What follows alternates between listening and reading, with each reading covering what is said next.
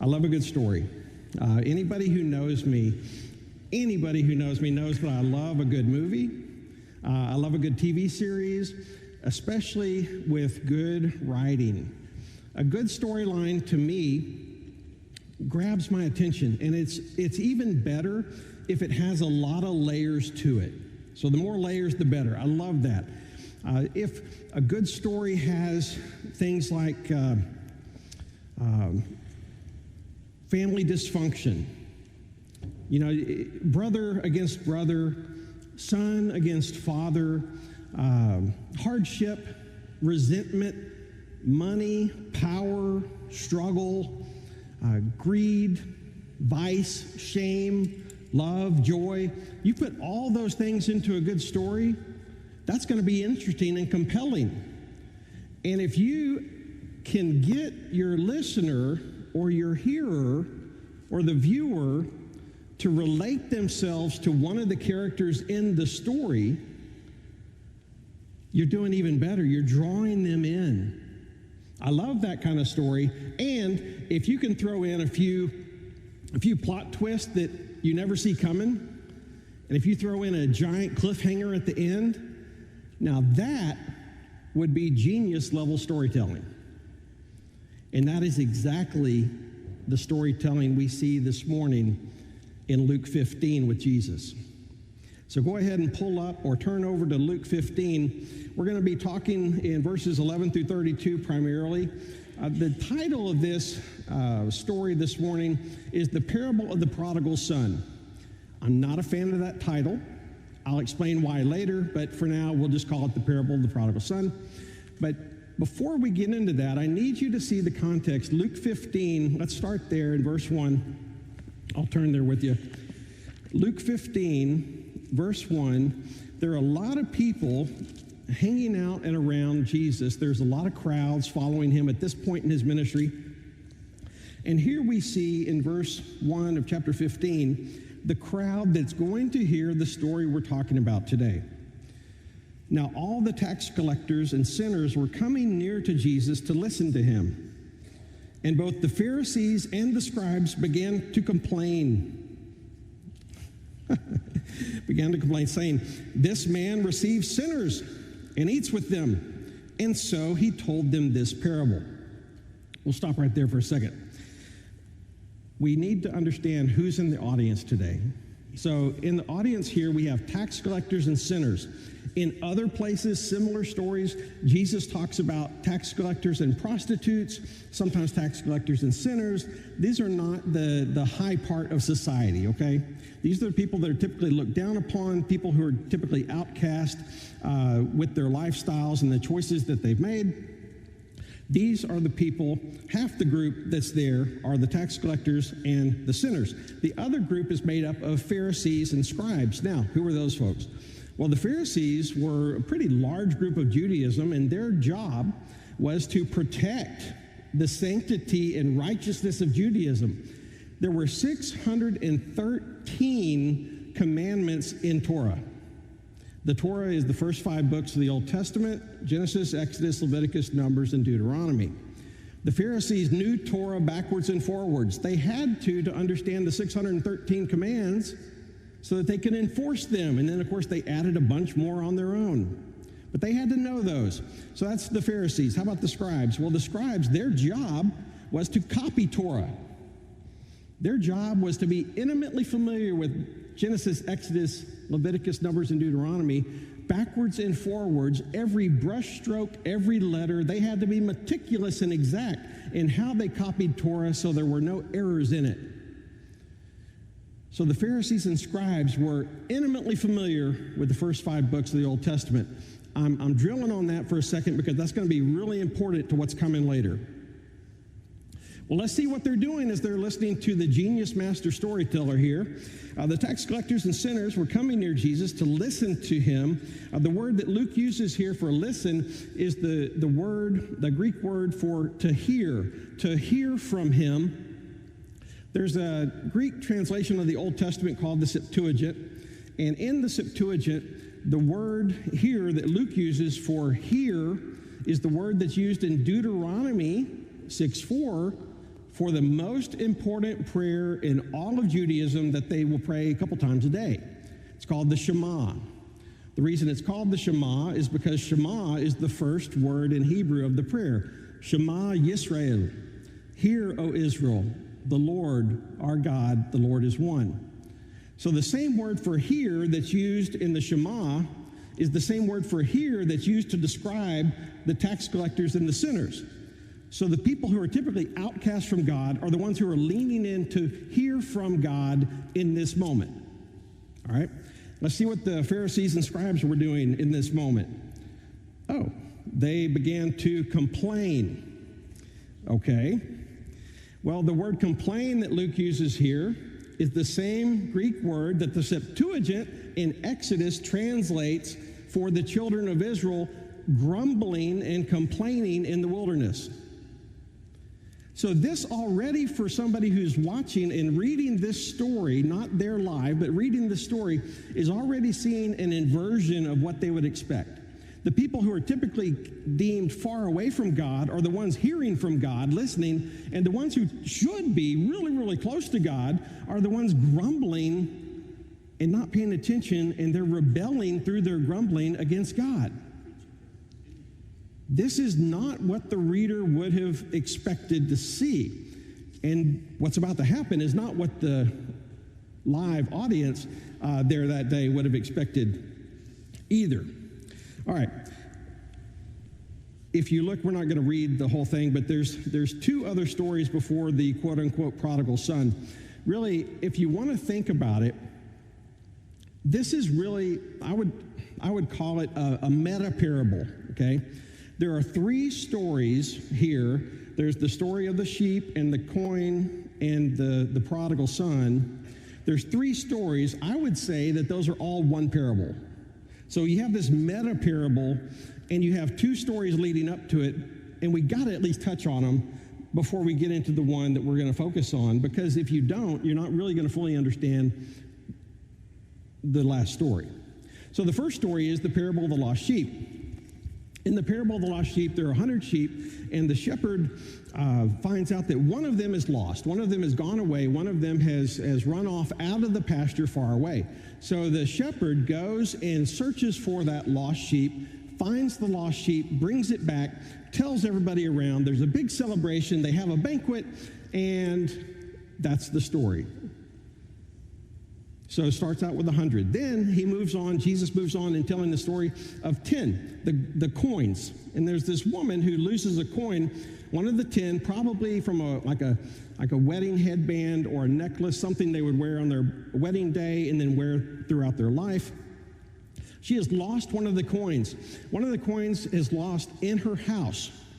And so she puts a light on it and sweeps and sweeps and sweeps until she finds the lost coin. When she finds the lost coin, she tells her friends, they get together, they have a celebration, they have a banquet. That's story number 2. Story number 1, where was the sheep lost? At home or far away? Far away. Story number 2, where was the coin lost? At home or far away? At home. So we've heard a story of something lost far away. We've heard a story of something lost at home. Don't think Jesus was accidentally telling this story. Now we get into the story of what people typically call the prodigal son. But let's start in verse 11. We'll just kind of read through it, dig through it, and talk about it. And he said, verse 11 of chapter 15, a man had 2 sons. The younger of them said to his father, Father, give me the share of the estate that's coming to me.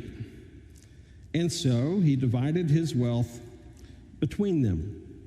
We have a story that's gone from 100 to 10 to 2.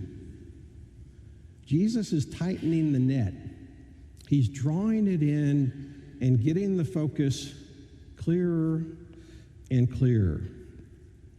We see these 2 sons. The younger one, he's an interesting fellow. That's the one history typically focuses on.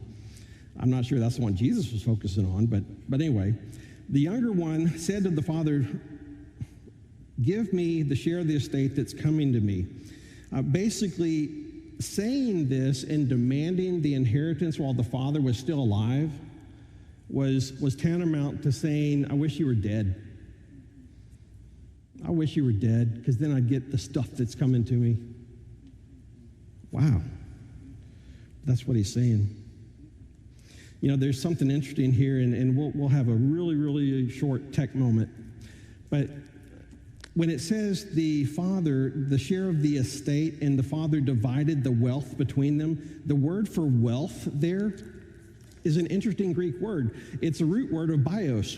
Bios is the Greek word for wealth here, and basically it means the things in his life that make his wealth happen, that make his life and his lifestyle happen. It connects everything and makes it all work together properly. See, well, how is that a tech moment? Look, anybody who works in IT and tech knows the term BIOS, Basic Input-Output System. The BIOS is the software that connects the operating system, without getting too technical, with all the hardware pieces in the computer to make it all work together and function properly. Listen, the tech folks are pretty savvy. I don't think that's accident. BIOS, they chose that as their acronym. Look, I don't think that's an accident, but that's it for the tech moment. We'll move on. I just love that because my son's in tech, and so it interests me. I tell you, but I don't think that's accidental. I don't think that's accidental. All right, so he divides his wealth between them. And what's interesting about dividing the wealth, in Jewish law, and we won't go into the Old Testament scriptures about it, but in Jewish law, the older son would have gotten a double portion, okay? So basically, this would have been a third and two-thirds. So the younger son would have gotten a third of the estate, and the older son would have gotten two-thirds. Now, father's still alive. They're still going to be living. They live on a farm, so how's that going to work? Well, probably the younger son, the father probably had to liquidate just about anything that wasn't nailed down to provide that share to him. And if that still didn't get it, probably had to liquidate a little bit of the land. But the son, the older son, probably got all the land and the buildings. That was his two-thirds. That was his share. He gave it to both. He loved both sons. But the younger son has now received his third of the inheritance, wishing his father were dead, basically. And at this point, the audience is probably listening, wondering, what's he going to do with it? Well, they don't have to wait very long. Don't have to wait very long. Look at verse 13. And not many days later, the younger son gathered everything together and went on a journey to a distant country, and there he squandered his estate in wild living. Now, it's kind of interesting. We'll take a look at some of the words that Luke uses here that Jesus mentioned here as he's telling this story. The word for squander, when he squandered the estate, the word for squander is kind of like where you would scatter or disperse something like seed randomly, wastefully, not intentionally, not carefully. In the recent past, we might say that this is the equivalent of sowing his wild oats. Okay, that's how we might say it today. That's what he's saying here, squandered the wealth. He's sowing his wild oats. And in wild living, the word wild there that Luke uses is basically, Jesus doesn't go into detail, but basically that word back then meant that highly immoral, shameful behavior. So this guy is just throwing money, it's burning a hole in his pocket, he's throwing it away left and right, going through it like water. And then we move on to verse 14.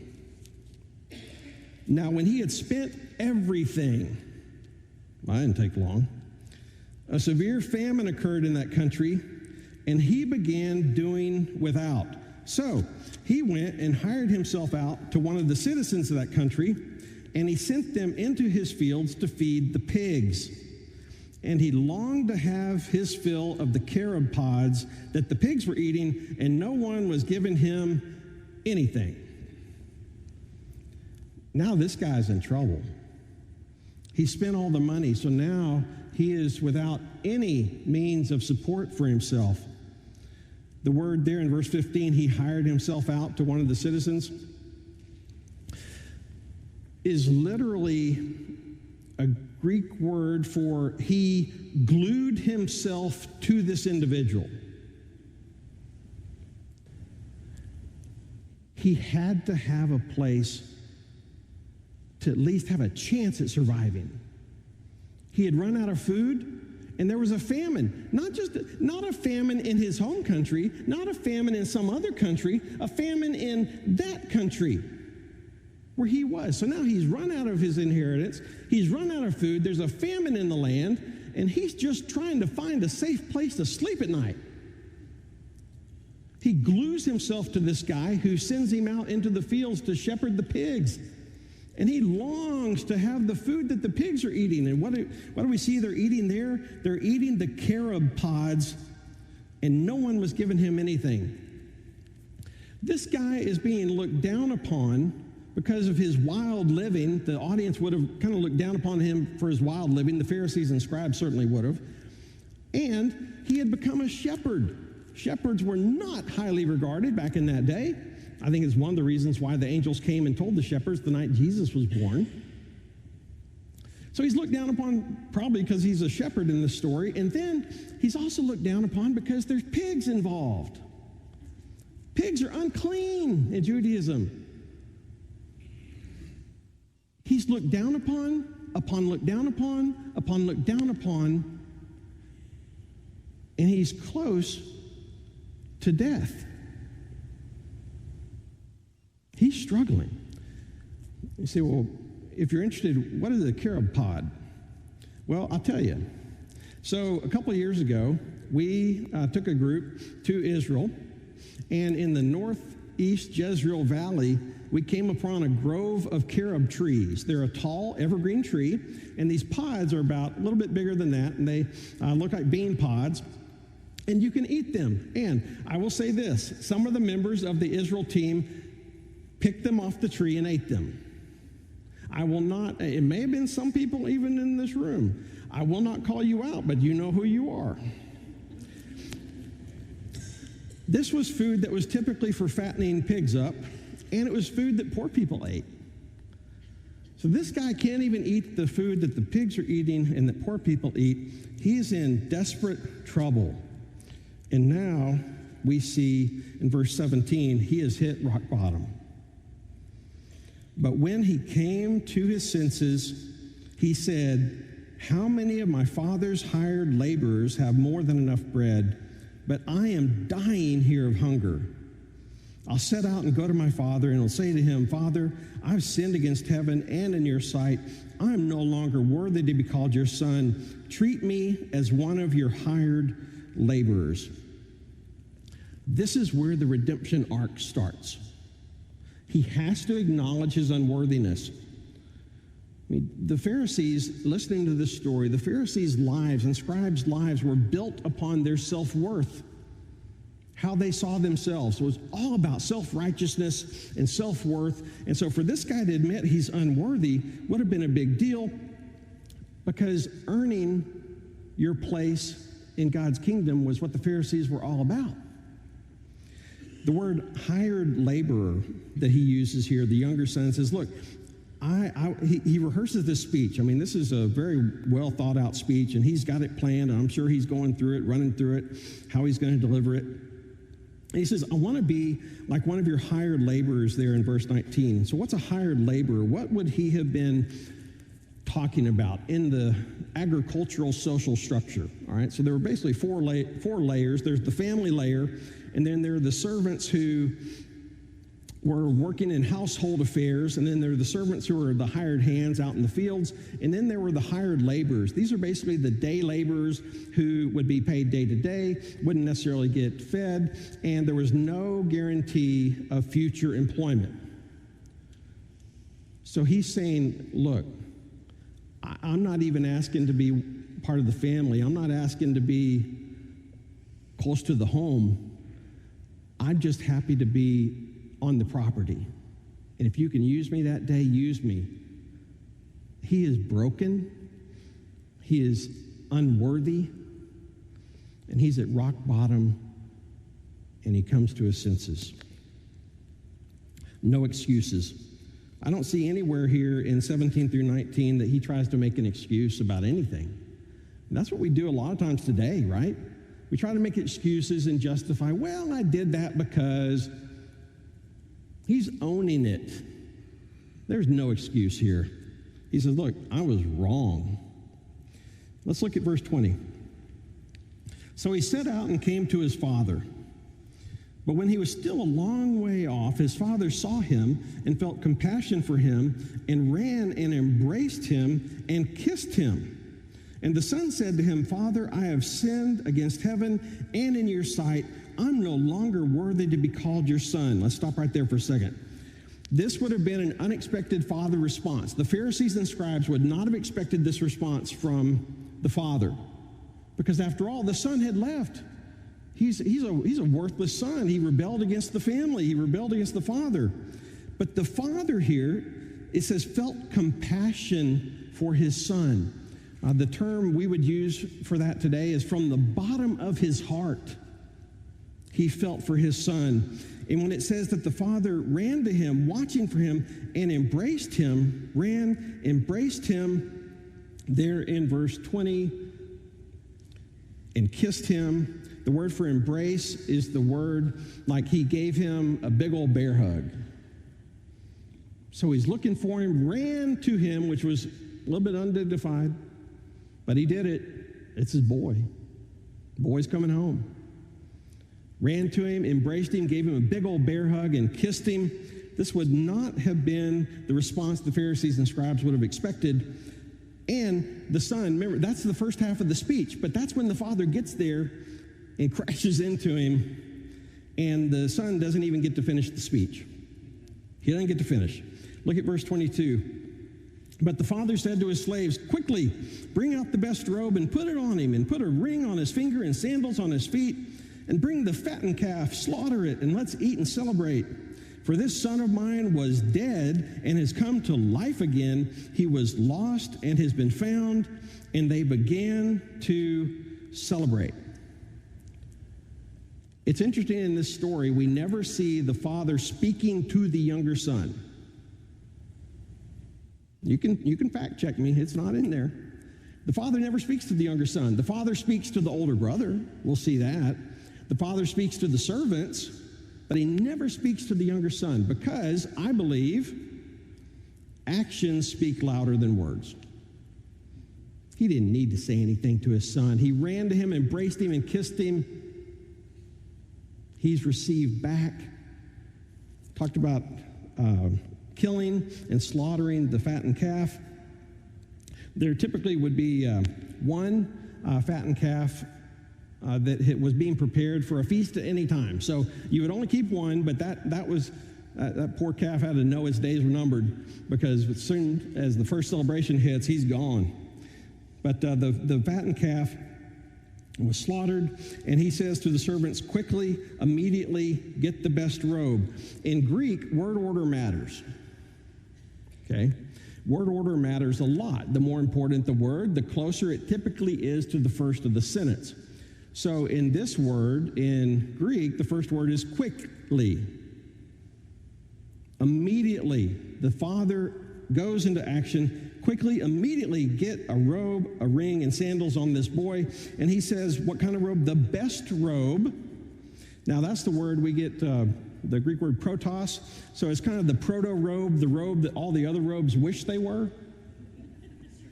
This is where we also get the word prototype, the first of its kind. So the proto-robe is what he's asking for here.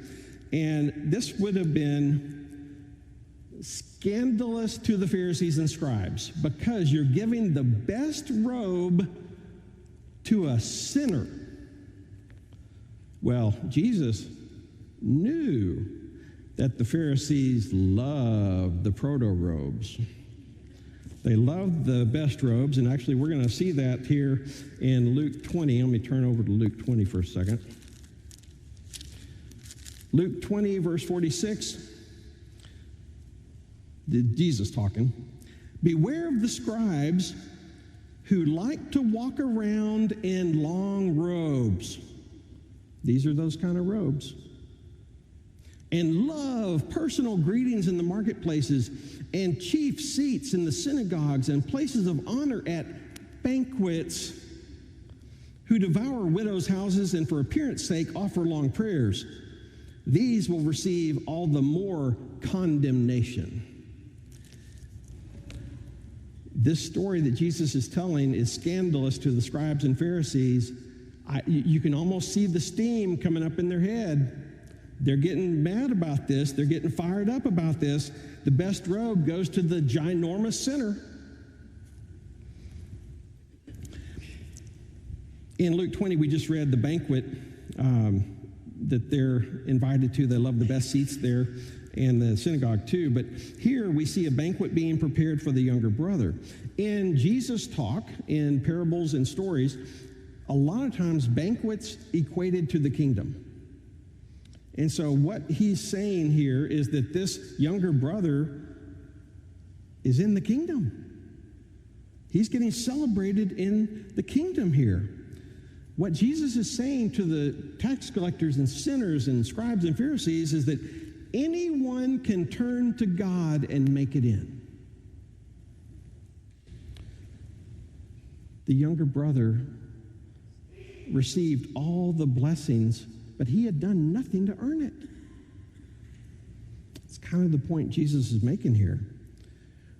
So put yourself in the sandals of a scribe and Pharisee there in that time. If you're one of those two groups, you haven't yet identified yourself with anybody in the story. And you're probably wondering, well, when's he going to talk? When's he going to talk about us? You're about to find out. Right here in verse 25. Now his older son was in the field, and when he came and approached the house, he heard music and dancing. And he summoned one of the servants and began inquiring what these things could be. And he said to him, "Your brother has come, and your father has slaughtered the fattened calf because he has received him back safe and sound." But he became angry and was not willing to go in. And his father came out and began pleading with him. We'll stop right there for a second. Older bro, throw a man fit. This is ugly. He's not going in at all. He's out there pouting in the field. He's throwing a big man fit. Anyone can turn to God and make it. The older brother's not having it for the younger brother there. How in the world, the older brother is thinking, how in the world can they celebrate without me? I deserve that.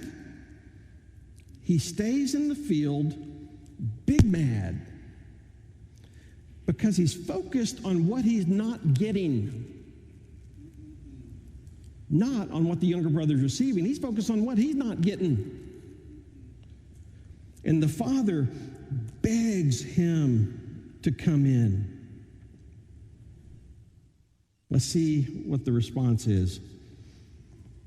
But he, the older son, answered and said to his father, "Look, for so many years I've been serving you, and I have never neglected a command of yours, and yet you never gave me a young goat so that I might celebrate with my friends. But when this son of yours came, who has devoured your wealth with prostitutes, you slaughtered the fattened calf for him." He goes off on his dad. It's not even pretty. He doesn't even try to be nice. He goes off on his dad. When he says serving, the term there is literally, I've been slaving for you for years. I slaved for you for years. I never disobeyed a command you gave. I have never disobeyed you. Now, come on, bro. You might be stretching it a little bit to make your point to the next level, but never disobeyed dad. But that's what he says. He says, you never gave me a goat to enjoy at the banquet at a celebration. Now, some of you are like, well, that wouldn't bother me. Hey, listen, if you ever had, one of my favorite Tex-Mex dishes is goat tacos, Chivo tacos. Don't groan about it until you tried it. It's actually pretty good, pretty good. But he never gave him a goat to enjoy at a banquet or a celebration. And look who he wants to celebrate with. The father celebrates with everybody on the farm. The brother, who does he want to celebrate with? His friends. His tight circle, his clique. There's a lot being said here that I really think the Pharisees and scribes are understanding. So why is he mad? Because his place in the family is based on what he has done. It's based on his works. He wasn't serving his father all those years out of love. He was serving his father all those years out of what he was going to get out of his father. I mean, how would he know? What would he do?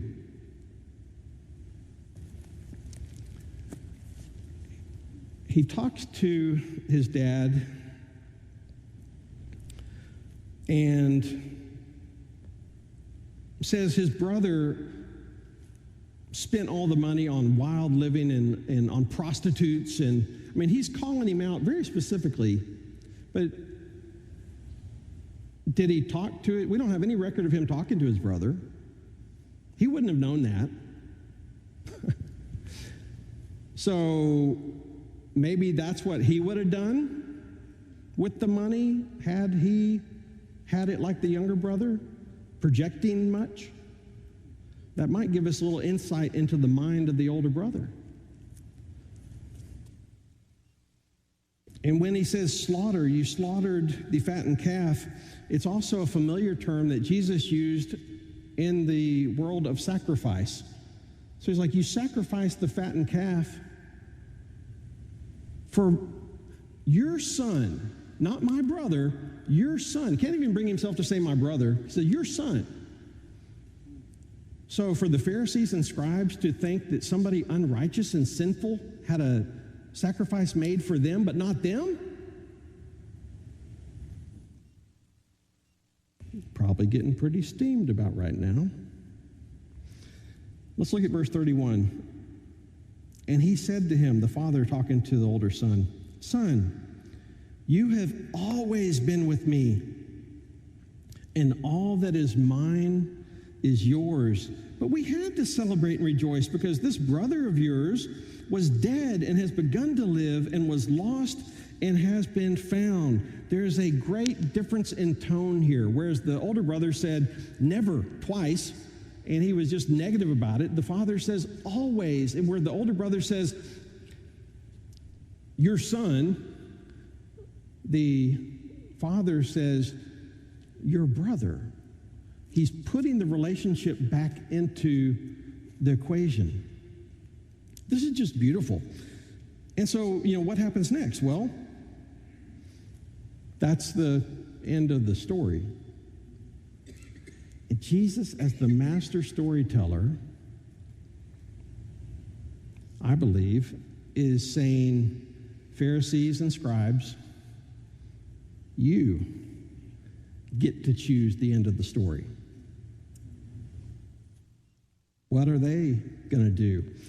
It's interesting, remember I talked about Pharisees enforcing the 613 commandments and 613 commands, and the scribes copying down meticulously the first 5 books of Torah. Well, there are a tremendous number of connections and allusions that Jesus uses as the genius storyteller from Genesis, which they would have been intimately familiar with in this story. And I won't list them all. There are literally so many. But Cain and Abel, how about that? Illustration of Cain and Abel. You have a younger brother, older brother. You have one brother who worked in the fields, one brother who worked with animals. One was accepted, one was not. You have that dynamic going. How about Abraham, Isaac, and Ishmael? A father with 2 sons. Younger son gets the blessing. Older son does not. Bitterness. How about Jacob and Laban working for somebody for nothing? Laban changed his wages several times. Or how about Jacob and Esau? That's an interesting one. Not the early Jacob and Esau, but the late Jacob and Esau, when Jacob came back to be reunited with Esau. Esau had been cheated out of everything by Jacob, and he forgave him. Uh-oh. Were the Pharisees making that connection that they weren't willing to forgive when Esau did? And also, there are two sequences in Scripture that follow this path, where you have somebody running and then embracing and then kissing. Big old bear hug, running, embracing, big old bear hug, and kissing. One is in the story here that we just read in Luke 15. The other is in Genesis when Esau did that with Jacob. Only two places in Scripture. I promise you that didn't go unnoticed. One more. How about Joseph? There's a famine in a faraway land. The younger son who's preferred gets the robe. Father who thinks his son is dead. There's a lot of connections. Jesus doesn't tell stories by accident. I think they're really getting the message. Well, how are the Pharisees going to relate to God? It's their call. I mean, they can relate to God through works, thinking they can earn their position in the kingdom, thinking they can earn their way to salvation, or they can take the younger brother's route and fall at the feet of Jesus and say, I am unworthy, save me. Nothing I've done can merit my place in your kingdom. So really, this story, to me, should be called the parable of the prodigal sons, because both sons are lost in this story at some point, and only one of the sons comes into right relationship with God, the Father, by the end of this story, and it's not the older brother. I mean, you have a choice on how this morning you can relate to God. You can relate to God like the younger brother and realize that there's nothing you can do to earn your way to heaven. Or you can think that the things you do somehow buys you a spot. Let me put it to you this way. You can come into this room every Sunday for worship in that pew. You can go to life group every week. You can give money to the church. You can even serve somewhere in the church, but if you think that any of those things is what gets you a spot in heaven and earns your salvation, you are just as lost as the person who's running 90 miles an hour away from God in open rebellion. It's not about what you do to earn your spot. It's about what Jesus Christ did on the cross, his death, burial, and resurrection, and victory over sin, so that you can put your faith and trust in him. That is what puts you in the right relationship with God. Let's pray.